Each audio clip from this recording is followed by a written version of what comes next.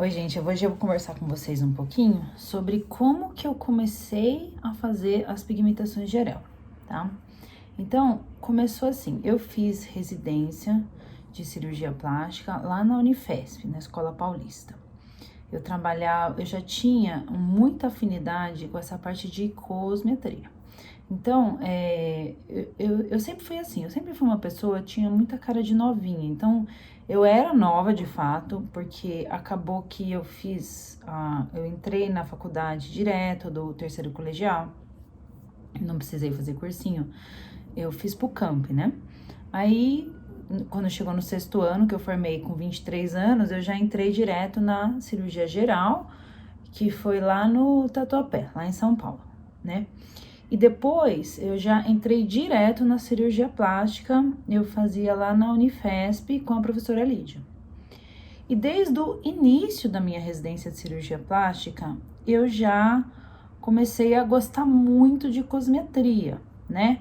Então a gente tinha aquele ambulatório da doutora Alessandra Haddad, que era de segunda-feira, lá na casinha, né? Pra quem é de lá lembra. E eu ficava com ela. Na época tinha uma outra residente que chamava Calê, que ela era um ano mais velha que eu. E a gente ficou bem amiga, porque a gente gostava disso, né? E aí, o que aconteceu? Eu, eu sempre acompanhava com ela. Quando eu cheguei no meu último ano de residência da plástica, né? Quer dizer, já tinha uns 2 anos que eu ia sempre que eu podia, que eu tinha um intervalinho, que eu tinha um horário livre, eu dava um pulo lá na casinha com a Alê, né? Nesse meu último ano de residência, eu tive a oportunidade de começar a acompanhar na filantropia do Hospital Sírio-Libanês. Então, lá com o doutor Alfredo, o doutor Marcelo Sampaio, eles me abriram essa oportunidade, ainda estava até no R5, né? E eu comecei a acompanhar, então, reconstrução de mama, né? Quem faz residência de plástica sabe que a gente aprende a reconstrução de mama um pouco na residência, assim como todas as outras coisas dentro da cirurgia plástica, mas a gente não sai super especialista. Então, muitas pessoas, né, têm um hábito de sair da residência e prestar o fellow lá do Pérola, aliás, adoro lá, acho lá, nossa, tiro o chapéu pro serviço de lá, Ana Cláudia tal, que é uma querida, né? E aí, eu, na época, dei essa sorte de começar a acompanhar no Sírio, né? E aí eu já comecei a entender um pouco mais de reconstrução de mama. Então ainda não mexia com nada disso, mas eu tinha essas duas coisas paralelas, que era a cosmetria já desde nova, porque meu rosto de nova, eu sabia que as pessoas, eu tinha, vamos supor, 28 e tinha uma cara de, sei lá, 22, todo mundo falava, mas você já é médica? Eu falava, caramba, eu sou médica e cirurgiã plástica. Mas as pacientes não iam querer operar comigo na ocasião, por conta dessa cara de novinha. Então, na época, meu raciocínio foi assim: vou fazer cosmetria, porque a pessoa pensa muito para fazer uma cirurgia, mas para pôr um preenchedor não tem tanto problema, né? Então, eu comecei a fazer mais nessa área. E aí, como eu fui fazendo reconstrução de mama, reconstrução de mama, reconstrução de mama, quem fazia as tatuagens de areola, que nem era tatuagem, era micropigmentação de areola desse meu chefe, era uma físio, né? Que ele conhecia, que era ótima tal. Mas daí ele me falou, ele me incentivou muito. Então, assim, eu tenho muita gratidão por esse meu chefe, Marcelo, na época, porque ele sempre falava, puxa, por que você não vai aprender? Por que você não começa a fazer a tatuagem de areola e começa a fazer as reconstruções daqui da gente, da filantropia e tal? E aí, na época, eu tomei a iniciativa, né? Pra quem me conhece, sabe que eu tenho esse perfil mais, assim, arrojado, vamos dizer assim. Eu tenho um perfil de fazer as coisas mesmo. Eu não... Eu sou mais, assim, arrojada, eu acho mesmo, né? Então, eu comecei a fazer as pigmentações assim. Me lembro como se fosse hoje. Como foi? Eu tinha uma paciente que ele falou, não, vamos fazer essa tatuagem, a primeira tatuagem. Eu tinha visto, acho que uma tatuagem lá na cosmetria da doutora Alessandra, né? E aí a Calê, que é a Carol que fazia residência comigo, ela tinha feito um treinamento lá na Fuji, na época que a gente fazia esse treinamento, né? Olha, o que eu vou falar agora, eu nunca falo muito para as pessoas, vou falar só hoje. Eu tinha essa tatuagem no dia seguinte, e aí eu peguei e falei, Kalê, me ensina. Aí ela foi lá na minha casa, e ela trouxe todo o materialzinho dela de micropigmentação, e ela é, né, uma gracinha ela tem um jeito delicado, assim, de falar, linda ela. Ai, Ana, você vai fazer assim, ó, você vai aplicar o pigmento assim, é assim que monta. Ela montou todo o material pra mim, me explicou. Ai, porque daí você aplica o pigmento dessa forma, dessa maneira, tal. Cuidado pra não acontecer isso, não acontecer aquilo. Ela me explicou, ela me deu uma aula, assim, a tarde inteira. Ela foi um anjo na minha vida, né? E aí, fiz minha primeira pigmentação. E aí, ficou boa. Só que eu percebo hoje que na época, como eu aprendi assim, sem ver, sem fazer em paciente nenhum, me fiz, eu percebo que na época eu fiz um pouquinho mais profundo. Só que teve um efeito muito positivo.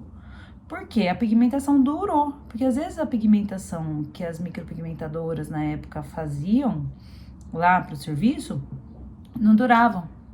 E a minha durou. De repente ela já pegou na primeira vez. E aí eu fiquei incentivada a fazer novas de novo, né? Outras pigmentações. E aí, o fato de eu ter o conhecimento de cirurgia plástica, de eu já trabalhar com cosmetria, que é um processo mais delicado, né? Quer dizer, você mexer com agulha, você mexer com detalhe. A diferença de um cosmeatra para um cirurgião. Cirurgião, claro, você faz todo um processo, melhora a pessoa. Mas o cosmiatra, ele já vai ser uma coisa mais delicada, assim, de ver detalhe, de prestar atenção em meio centímetro, 1 centímetro, isso importa. E na pigmentação de areola, isso também importa, né? Então, eu lembro que, assim, de sopetão, eu aprendi, no dia seguinte eu fiz. E até hoje isso é uma orientação que eu dou para todo mundo que faz treinamento comigo. Não fica com medo, faz. Porque o máximo que pode acontecer é não pegar. Ou então pegar, mas ficar faltando em algum lugar, entendeu? Não tem que ter medo para fazer. Faz, é simples, não prejudica o seu paciente, não vai prejudicar o seu paciente, não tem por que prejudicar, entendeu? Não tem por que o resultado ser... se não ficar bom, você faz de novo. Se não ficar bom, você faz de novo, até ficar bom. E aí você vai pegando a manha da máquina, de montar e desmontar a máquina, né? Então, eu lembro que daí eu comecei a fazer. E aí, a minha grande questão... Eu lembro que eu sempre fui uma pessoa que tem objetivos, assim, tem metas, né? Eu não deixo minha vida aleatória, assim. Eu sempre aponto e vou. Aí eu aponto e vou, eu tenho minhas metas, eu sempre tenho minhas metas. E aí, minha meta na ocasião era ter o meu ambulatório de tatuagem. Era, tipo assim, meu sonho, mas eu não contava pra ninguém. E eu lembro que daí eu fui crescendo um pouquinho dentro do serviço. Aí eu fui cadastrada no Círio, que pra mim foi uma coisa assim, nossa, que dificuldade que era você ter um cadastro lá. Aí depois, num segundo momento... surgiu a oportunidade de eu ter até uma equipe de reconstrução de mama, que até hoje eu tenho essa equipe lá. Então, eu poderia reconstruir as pacientes da filantropia lá, mas o meu ambulatório eu não conseguia. No começo, então eu podia operar, mas o ambulatório eu não podia no começo, porque eles não davam a devida importância para isso, né? Porque eles não achavam muito importante você fazer a tatuagem de areola. Eu lembro que daí a gente começou a travar uma guerrinha ali para conseguir implantar. Primeiro, o que eu fiz? Como é que eu fiz para montar esse ambulatório? Eu comprei o meu material. E assim, o pigmento é assim, você abriu o pigmento hoje, ele dura 3 meses. Se você fizer 1 ou 10 tatuagens, depois de 3 meses, você tem que se desfazer daquele pigmento e abrir um pigmento novo, né? Então, depois que você abriu o pigmento, o gasto que você vai ter de uma paciente para outra é só agulha. Já abriu o pigmento, é agulha. Então, se você fizer uma tatuagem ou 10 ou 20 e usar os mesmos pigmentos, aquele pigmento vai ter que ser desprezado e um novo comprado em mais ou menos 3 meses, né? Mais ou menos não, em 3 meses. Essa é a legislação da vigilância sanitária para pigmentos. Então, o que eu pensei? Eu compro a máquina, já tenho a máquina para fazer até nas pacientes particulares, porque daí meu chefe começou a me indicar umas pacientes dele. Eu tenho a máquina se eu começar fazendo a filantropia, eu não vou ter gasto, porque uma agulha de pigmentação, ainda mais, é que na época eu fazia micropigmentação, mas a agulha não é muito cara. Então eu comprava agulha, fazia, ia fazendo as pigmentações, trocava, óbvio, uma agulha de paciente para paciente, e não tinha um gasto alto. E aí eu fui provando para todo mundo lá da filantropia a importância do meu trabalho, né? As pacientes ficavam agradecidas, as pacientes começaram a falar, nossa, a diretoria precisa entender a importância que tem você reconstruir a areola, porque não só lá, mas em muitos serviços, as pessoas põem um volume na mama e consideram a paciente reconstruída, sabe? Agora, para mulher, não ter areola é muito importante. É muito importante. Não adianta eu ter um volume lá sem areola, um volume sem areola, não é uma mama, porque a mama, grande referência da mama é a areola, né? Então, eu fui fazendo esse ambulatório, acho que eu fiquei uns 2 anos fazendo as tatuagens lá sem ter qualquer remuneração, só para mostrar para as pessoas a importância do meu trabalho.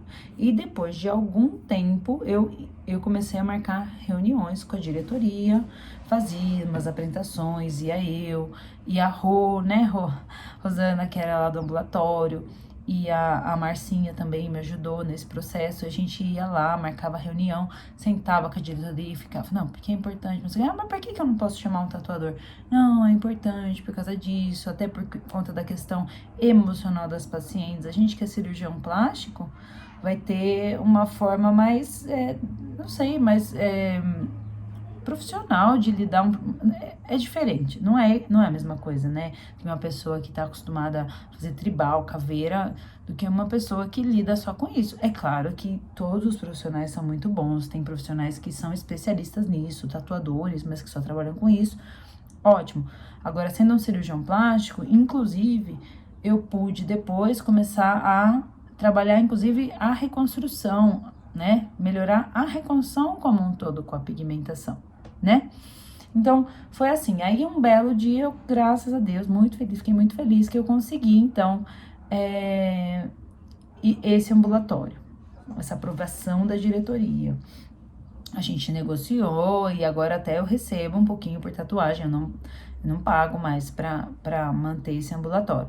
E até hoje eu mantenho meu vínculo lá, então sou muito grata com todo mundo que me ajudou a percorrer esse caminho, todas essas pessoas que eu mencionei, e também até com a diretoria do Círio, que entendeu, né, a importância do meu ambulatório. Foi o primeiro ambulatório de tatuagem de areola dentro de um serviço que até hoje eu percebo que foi considerado importante. E hoje em dia eu sempre incentivo todo mundo que fez treinamento comigo, todos os meus alunos, né, que são mais de 100 que passaram por treinamento, a montarem os seus ambulatórios, porque quanto mais gente falar a mesma língua, colocar as mesmas questões, não, a areola é importante, a gente vai fazendo um grupo de pessoas que conscientizam a todos o quanto a tatuagem é importante para as mulheres que tiveram o tratamento do câncer de mama, não é verdade?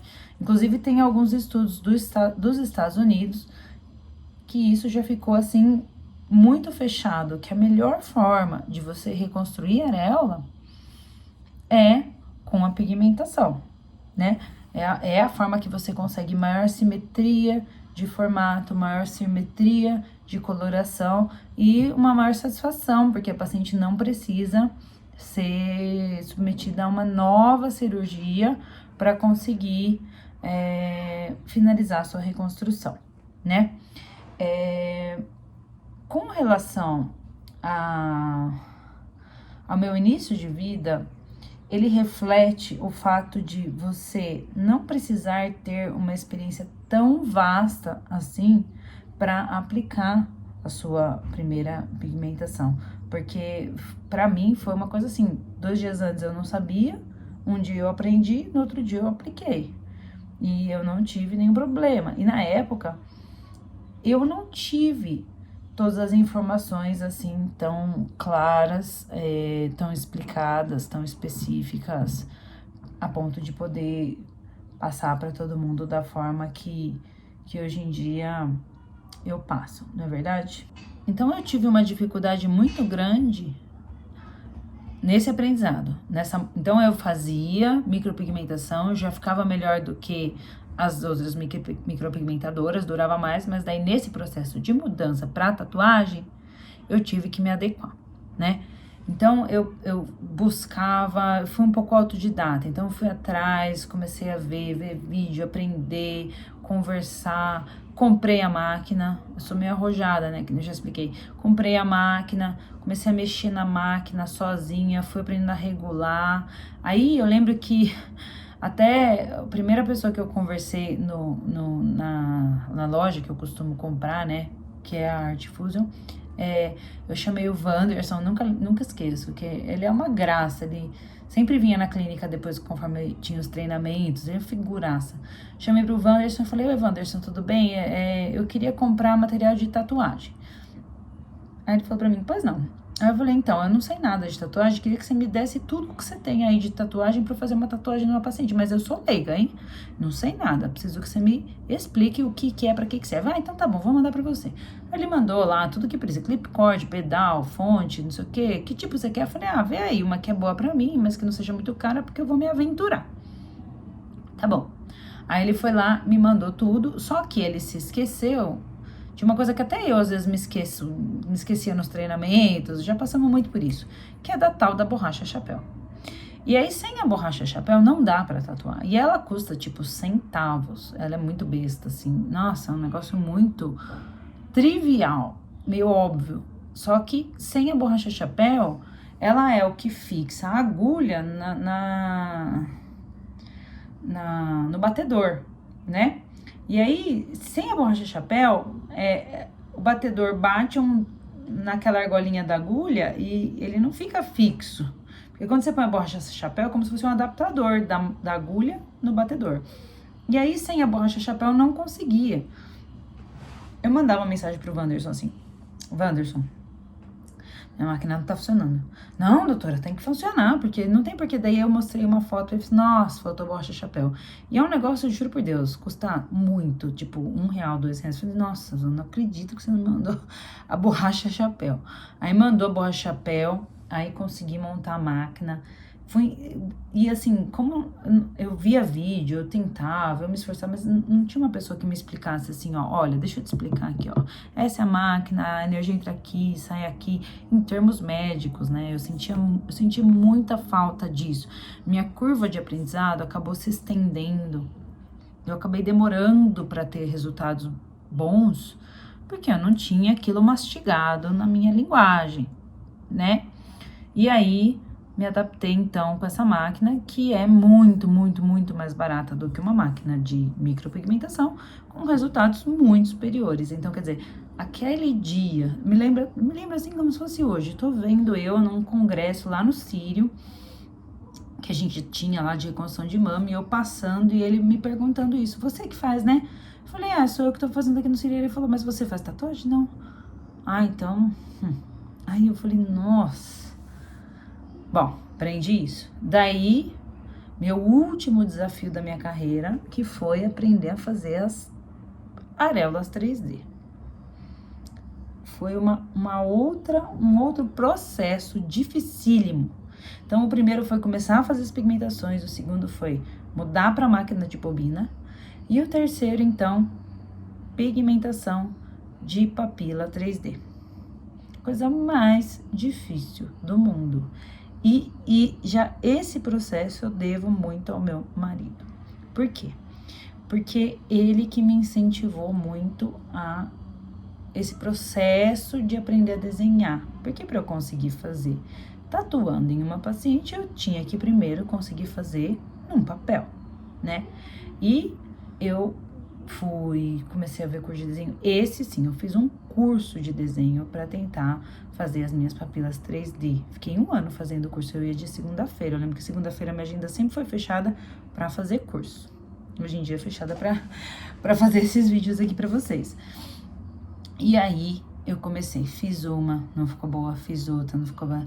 Aí ele vinha com umas teorias, não, você precisa fazer não sei quantas pra você ficar boa nesse assunto, não sei quantas. Sei que aí foi aquele desafio, e eu olhava, tem um tatuador americano que chama Vinnie Meyer, e esse tatuador que eu via que fazia umas papilas 3D muito legais. Na época não tava tão disseminado aqui no Brasil, né? Tanto que hoje é engraçado que quando eu fui montar meu treinamento a primeira vez, em 2017, eu pensei assim, deixa eu ver como vai ser legal. Daí eu pensei, vamos fazer no papel, depois a gente vai fazer na pele artificial e depois com o paciente, tal, vou ensinar a desenhar a papila, tal. Hoje, eu vou sapeando no Instagram e eu vejo lá micropigmentador ensinando o mesmo estilo do meu treinamento. Eu acho até engraçado, assim, pessoas que me seguem, né? Ou seja, se inspiraram. Mas tudo bem. E aí, então a papila 3D eu achei a coisa mais difícil do mundo. E não tinha muito como aprender, porque ninguém queria ensinar, né? Até eu pensei muito para começar a ensinar, porque você fala assim, pô, vou fazer uma legião de concorrentes.